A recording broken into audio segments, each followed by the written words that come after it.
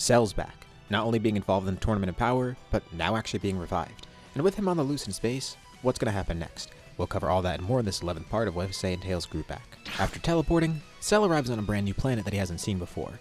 It seems pretty barren, but there definitely was a strong power that he sensed here. Currently it's nighttime where he's at, and he looks up in the sky and sees a moon. And after looking around for a bit, he instantly sees what he was looking for. There's a great ape. So there's another Saiyan out here. Interesting. Instead of going for that Saiyan's tail, he points a finger at the moon and blows it up. The Saiyan then de-transforms. The planet Cell's on is Vampa, and this is Broly. Paragus had a much harder time stopping his rampage when he transformed into a great ape. Now, cutting off Broly's tail or going for the moon would work, but the first time this happened, he cut off Broly's tail. His thought process was that he wanted to at least be able to transform into great ape if he needed it, so blowing up the moon wouldn't have been a good option. But he knew Broly's tail was going to grow back. But this ended up being a mistake because Broly ended up transforming later on, and this time, the only thing he had to focus on was Paragus. This was decades ago. In his rampage as a great ape, Broly ended up killing Paragus, returning back to normal and having no clue of where his father went. For the next few decades, he stayed on this planet alone, not having any way off it. Occasionally when a full moon came around, he would transform, only ever being calmed by Ba. But otherwise, he went completely berserk and just rampaged through the night. It's a miracle that he didn't end up destroying the moon on accident, or the planet for that matter. This results in a much more feral Broly who's just been left to his own devices here. Plus, he doesn't have the electric collar and Paragus isn't controlling his anger. He never did get control of Great Ape, and every time he transformed, he'd have memory loss after the fact. For the first time he's actually conscious during the night, and not a Great Ape. And the first thing he sees is Cell. Cell asks him if he'd like to fight. He does seem pretty powerful. And Broly is very standoffish. Again, he grew up here alone, and didn't have anyone to direct him. For the first few years of his life here, he did have Paragus. But I'd imagine Paragus probably didn't last too long. So, in the simplest terms, Broly's kinda stupid here.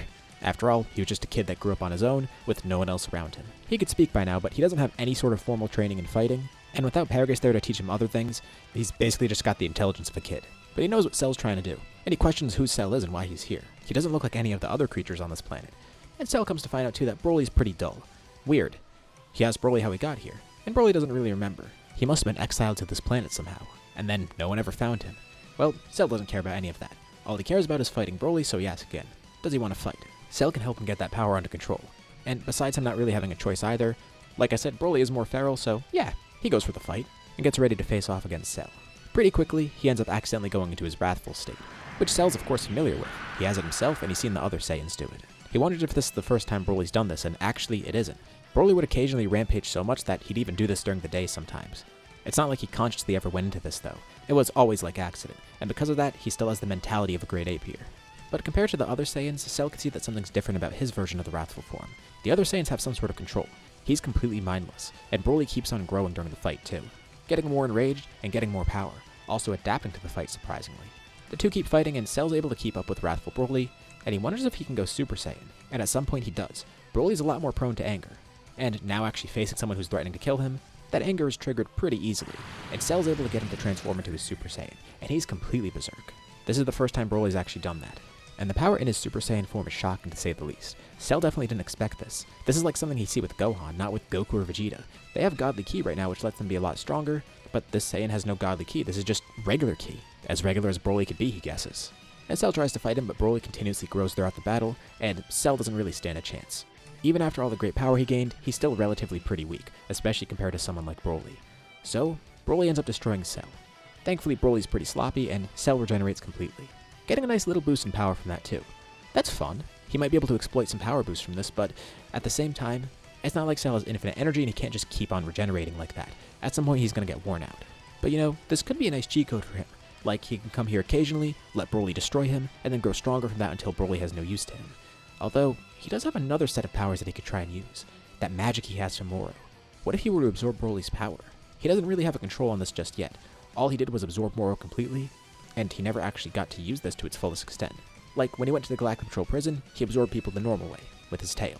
And he tries to do that against Broly, but it doesn't really work too well because Broly could just rip out his tail and stop that before it happens. Cell should have tried this earlier on in the fight. But he could try Moro's magic at least. It takes a bit to get control of, but he's able to steal some power from Broly, taking it for himself and growing marginally stronger. But Broly ends up destroying him again in the battle, growing even further as he continues to rampage. The fact that there's another Saiyan out there in general is pretty interesting, but Cell's more intrigued by the fact that he's basically a wild animal. But this time when Cell regenerates, something's weird. He's out in space. The planet they're on is completely gone. And in a brief moment of lucidity, Broly realizes that the planet's gone too, which includes Ba. Because Cell points it out to Broly. Did he mean to destroy the planet? And Broly comes to realize that he killed Ba, the only friend he's ever had. Cell shouldn't have pointed this out because Broly wouldn't have realized it right away. He was too berserk to even notice that. And when Broly realizes he destroyed that planet and can't go back to it, he powers up even further. This is sensed across the universe. Far away on Beerus' planet, Whis tells Beerus that something's going down over there. By the time Broly transformed into a Super Saiyan, he was actually alerted of this, and they started to get ready. Beerus thought that he'd have to handle something because Broly would definitely go around destroying everything, and as they're looking through Whis' staff, they can see that's exactly what he's doing. He destroyed Vampa, and multiple planets in that area get destroyed after the fact. If this keeps happening, eventually he's going to destroy everything around him. First with the solar system, then the galaxy, then the universe. Broly right now has more than enough power to destroy the universe. The good thing is he's contained and doesn't have a direct target, but if he continues rampaging mindlessly, yeah, everything's going to get destroyed. Just from sensing his power, they could tell he's a multiversal threat. And that instantly makes Goku and Vegeta interested, especially when Whis says that this guy looks to be a Saiyan.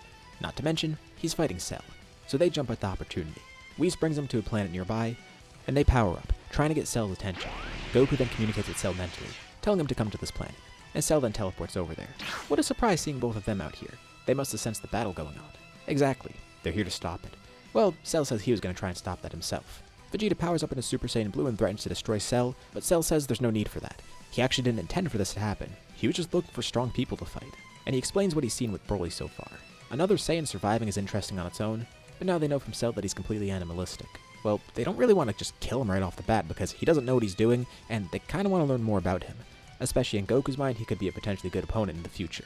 The issue is, they can't really fight him out in space. Somehow, Broly's surviving out in space, and Cell can, because by now he's been able to adapt to that. But Goku and Vegeta still can't because, I don't know, despite being gods, they can't breathe out in space still. They need to lure Broly onto this planet somehow, and then they could fight him normally. Thankfully, they've already kind of done that. He can't sense their godly presence, but he can sense Cell's presence. And Broly rockets towards the planet. Something's weird though.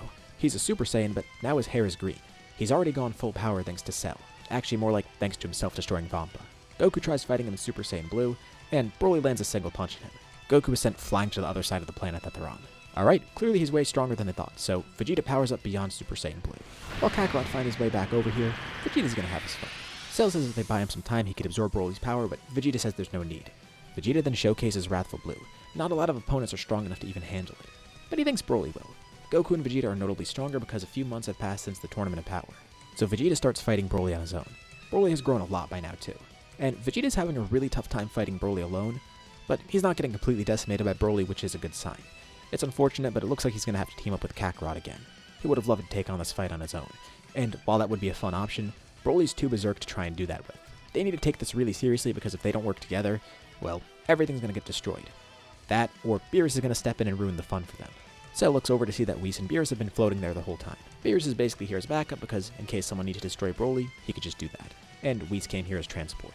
Cell wonders if he could take any energy from them and briefly looks over in their direction, and Beerus tells him to not even try it. Cell has multiple ways to copy Beerus and Whis' powers, but yeah, that's going to be kind of tough to do if he can't get close to them. And if he tries to use Moro's magic, Beerus will definitely destroy him right off the bat.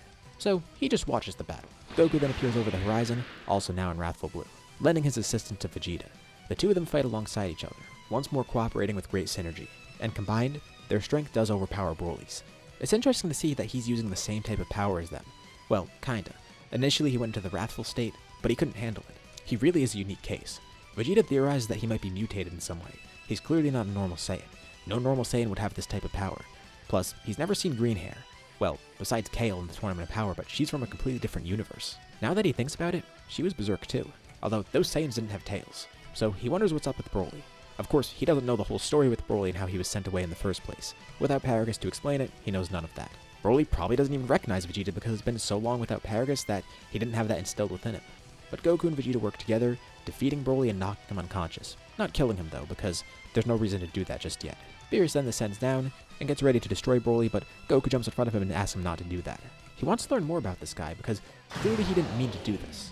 They know nothing about Broly, but one thing they do know is he's very powerful, and also Cell did instigate him. They want to learn more about him before they just kill him right off the bat. That doesn't really seem fair. Beerus agrees. Fine. But if he does go berserk again and destroys a bunch of things, well, that's Beerus' job, so he will have to destroy Broly in return. But you know what? If these two Saiyans can get him under control, then so be it. It might serve as a good motivator for them.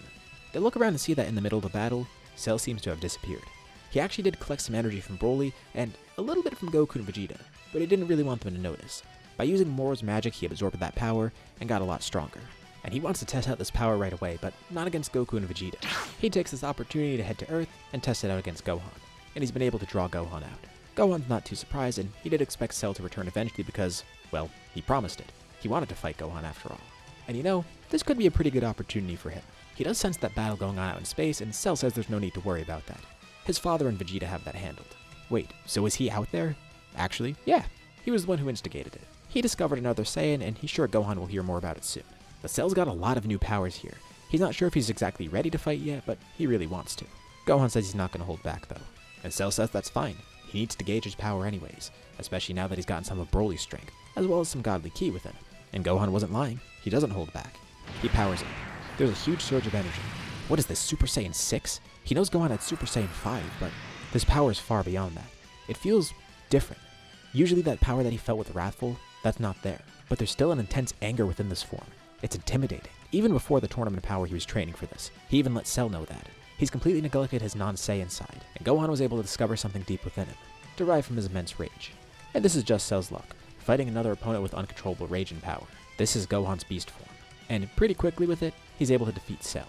Cell gets a taste of that power though, which, it's nice. It lets him know where he stands. He's clearly not on Gohan's level yet, and he's glad he at least got to have that battle, even though it was really short, like a couple seconds short.